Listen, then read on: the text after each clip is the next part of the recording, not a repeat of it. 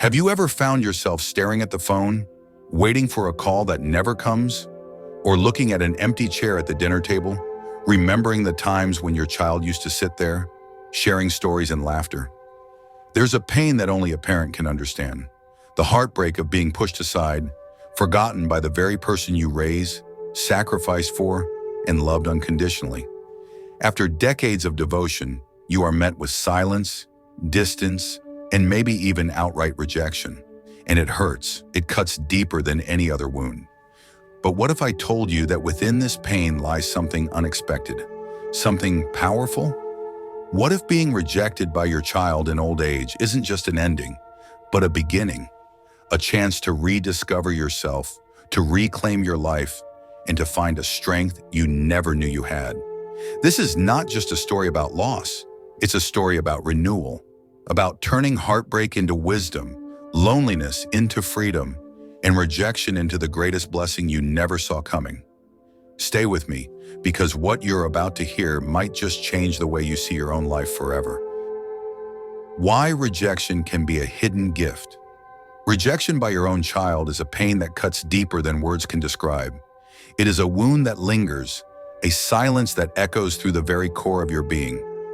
You gave them everything, your love, your sacrifices, your sleepless nights.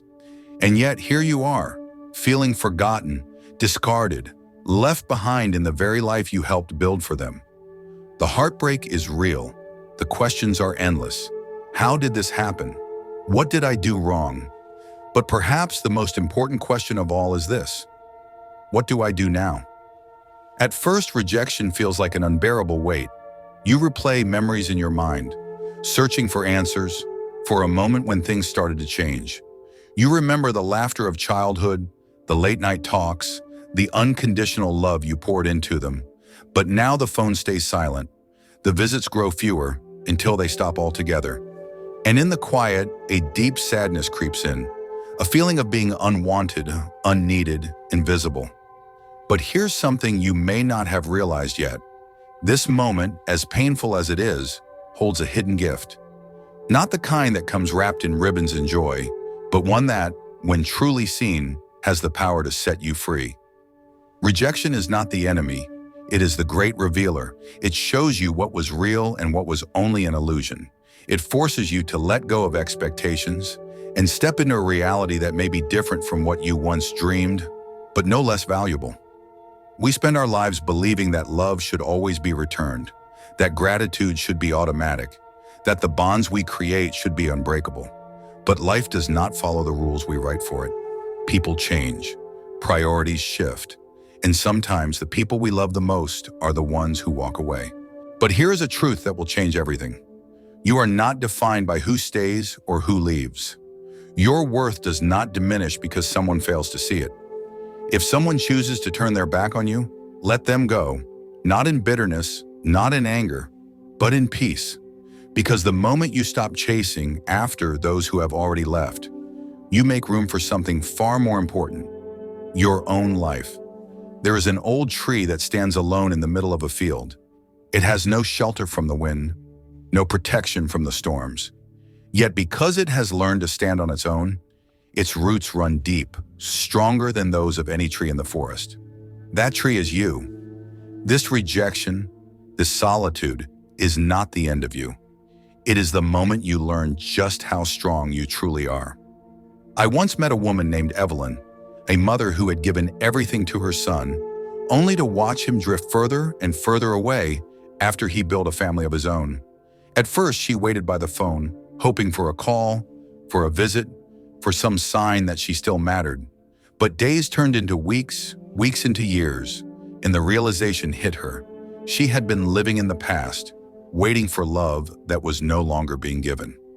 One day she made a decision, not to stop loving her son, but to stop waiting for him to love her back in the way she had expected. She took up gardening again, something she had neglected for decades. She joined a local group of women her age, found new friends, new conversations, new laughter. She started painting, traveling, rediscovering parts of herself that had been buried under years of being a mother, a caretaker, always putting others first. And then something remarkable happened. The more she embraced her own life, the less power her son's absence had over her. And when he finally did reach out, she realized something incredible. She was no longer waiting for his love to complete her. She had already found completion within herself. This is what rejection can offer you if you let it. Not emptiness, but a new beginning. Not loneliness, but freedom. Not the loss of love, but the redirection of it toward yourself, toward the life that is still waiting for you to embrace it. The greatest pain comes from clinging to what should have been instead of seeing the beauty of what still can be. The love you gave was never wasted. It existed. It mattered. It shaped a life. But now it is time to turn that love inward. Think of the people in history, the legends who endured abandonment, misunderstanding, and rejection. Were they broken by it? Number. They rose above it. They found strength not in who accepted them, but in the unshakable knowledge of their own worth. And now, you must do the same. Let go of resentment. Release the weight of expectations. Stand tall in the knowledge that your life is still yours to live, with or without those who have walked away. So take a deep breath. Step forward, not backward. Choose joy over sorrow, peace over regret, yourself over waiting for someone else to choose you. Because at the end of the day, the most important love, the one that will never leave, never fade, never reject you, is the love you give to yourself. And that, my friend, is a love worth embracing. Letting go and reclaiming yourself. There is a moment in life when you must ask yourself, how much longer will I hold on to something I cannot change? How many more nights will you spend replaying the past, searching for the exact moment when things started to unravel? How many more times will you tell yourself, if only I had done something differently, maybe they would still be here? But here's the truth, the most liberating truth you will ever accept. You do not control how others love you. You do not control how they value you, how they remember you, or whether they choose to stay in your life. The only thing you control is how you respond, how you rebuild, and how you rise. It is easy to believe that if you just love harder, wait longer, or prove your worth in some unspoken way, they will come back. That one day they will realize what they have lost and reach out with open arms. But hope, when misplaced, can become a prison. You cannot force someone to see your value. You cannot make them remember the nights you stayed up caring for them, the sacrifices you made, or the years of unconditional love. And if they do not see it, it is not a reflection of your worth. It is a reflection of their blindness. There was an old man I once met, Mr. Harris, who had spent his entire life providing for his son.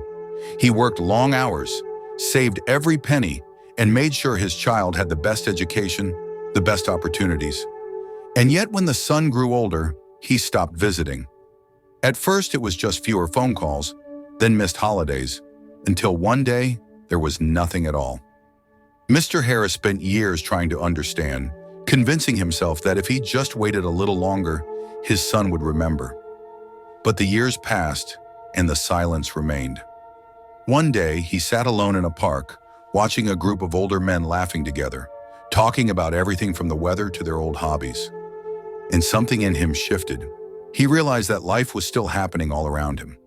Life that had nothing to do with his son's absence. That day, he made a decision. He stopped waiting. He started going to that park every morning, making new friends, rediscovering the things he loved, gardening, reading, even learning to cook for himself for the first time in years. He didn't stop loving his son, but he stopped letting that love chain him to a life of waiting. And in that choice, he found something unexpected: freedom. This is what letting go looks like. It is not about giving up. It is not about bitterness or resentment. It is about choosing yourself. It is about understanding that your life still belongs to you, no matter who chooses to walk away. When you release the need for someone else's validation, you step into a power that no one can take from you. Pain is not meant to trap you. It is meant to teach you. It teaches you what you can control and what you must release. It teaches you that your happiness, your peace, and your very existence are not meant to be held in the hands of another. They belong to you. And the moment you truly understand this, the moment you finally let go, you will feel something you haven't felt in a long time: lightness. A weight lifting off your shoulders, a deep, quiet peace that comes from knowing that you are enough, with or without them. So take a deep breath, step forward, reclaim your life, because the most important person who still needs your love, your time, and your attention is you. Finding inner strength after abandonment. There comes a moment in life when you must face a question you never thought you'd have to ask. Who am I when the roles I have played no longer define me? For years, perhaps even decades, you were a provider, a protector, a guide. You shaped a life, nurtured a soul, and gave without hesitation. Not because it was expected, but because love made it impossible to do otherwise. And now, when you imagined this love would return to you, when you thought the bond you built would remain unbreakable, you find yourself standing in silence. Not because you did something wrong, not because you failed, but because life often takes turns we never anticipated. The emptiness left behind by a child who no longer walks beside you feels overwhelming. It is a silence that weighs on your heart, filling your mind with endless questions. Why did this happen? Was it something I did? Could I have prevented this? It is easy to let these thoughts consume you, to believe that if only you had done something differently, things would not have turned out this way. But here's a truth that will set you free. You cannot hold yourself responsible for the choices of another. You cannot control how others love. You cannot dictate whether they stay or go. The only thing you can control is how you choose to move forward. This silence you are facing is not just an absence. It is an invitation to rediscover yourself, not just as a parent, but as a person. For so long, your identity has been tied to your role in someone else's life. But you are more than the love you gave. You are more than the sacrifices you made. You are not just a parent. You are a soul, a force, an individual with a depth that extends far beyond any one relationship. I once knew a woman named Margaret. She was a mother who had given everything to her only son. She had worked tirelessly to provide him with opportunities, to ensure his happiness, to be the unwavering presence in his life. But as the years passed, his calls became fewer, his visits less frequent, until one day they stopped altogether. Margaret spent years waiting. Every holiday she set a place for him at the table, hoping that maybe this time he would walk through the door. But he never did. Then one morning she made a decision. Instead of waiting for the love that was no longer being given, she chose to give that love to herself. She started taking long walks in the park, greeting the same faces she once passed without notice. She joined a painting class, even though she had never held a brush in her life. She reached out to old friends, reconnected with laughter she had forgotten. And something remarkable happened. The more she embraced her own life, the less power her son's absence had over her. She no longer lived in the shadow of what was missing. She lived in the fullness of what remained. This is the transformation that is waiting for you. It is not about forgetting, nor is it about pretending that the pain does not exist. It is about choosing yourself. If your entire sense of worth has been built upon the recognition of another, then what happens when they withdraw it? Do you suddenly become less meaningful, less valuable, less whole? You remain exactly as you have always been, strong, complete, and deeply significant, even if they cannot see it. It is a painful realization, yes, but it is also a powerful one, because once you stop seeking your reflection in the eyes of someone who refuses to see you, you reclaim something far more precious. You reclaim yourself, and that is where true strength begins. Not in waiting, not in hoping, but in stepping forward and embracing the life that still belongs to you. So take a deep breath. Feel the air fill your lungs. Step outside and notice the world around you. The sky, the trees, the people passing by. You are still here. You are still alive. There is still joy to be found, beauty to be seen, moments waiting to be lived. You do not need to convince anyone of your worth. You do not need to chase after love that is no longer freely given. The greatest strength comes not from who stands beside you, but from knowing that you stand strong on your own. And when you embrace that truth, when you stop searching for yourself in the reflection of others, you will find something far more powerful, the unshakable certainty that you alone are enough. The ultimate blessing of rejection. The journey to peace begins with letting go. Letting go does not mean forgetting. It does not mean you stop loving or hoping, but it does mean you stop chasing. You stop waiting. You stop measuring the value of your days by whether someone else remembers you, calls you, or acknowledges all that you have given. And that, my friend, is where something extraordinary happens. Because when you finally stop looking outward for validation, you begin looking inward. And that is where the real treasure lies. Rejection, especially when it comes from someone you love deeply, has a way of making you feel small, unwanted, as if you no longer matter.